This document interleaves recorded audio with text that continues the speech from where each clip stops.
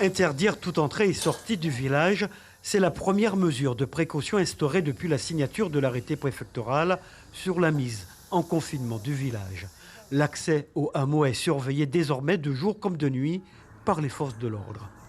Nous assurerons une présence des forces de sécurité intérieure 24 heures sur 24. Personne ne pourra sortir, personne ne pourra entrer. Alors il y aura forcément des entrées, mais qui seront très contrôlées, notamment pour amener des denrées alimentaires.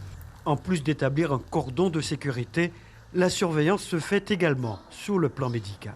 Il y a une surveillance particulière qui est installée grâce à l'appui des associations et des infirmières libérales qui vont tous les jours sur place pour procéder au prélèvement et qui surveillent donc s'il y a l'apparition de symptômes.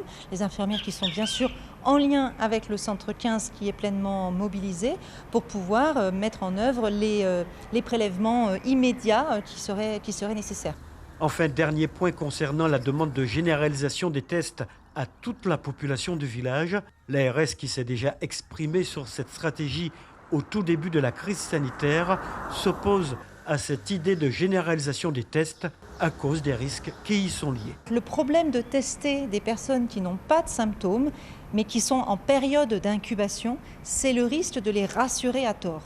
Et moi, rassurer des gens en période d'épidémie, ça n'est pas mon travail. Mon travail, c'est plutôt d'amener les gens à avoir de la vigilance. Donc, le fait de tester des personnes qui n'ont pas de symptômes et prendre le risque qui est immense dans un pareil cas, que le test revienne négatif, c'est une mesure qui n'est pas privilégiée à ce jour.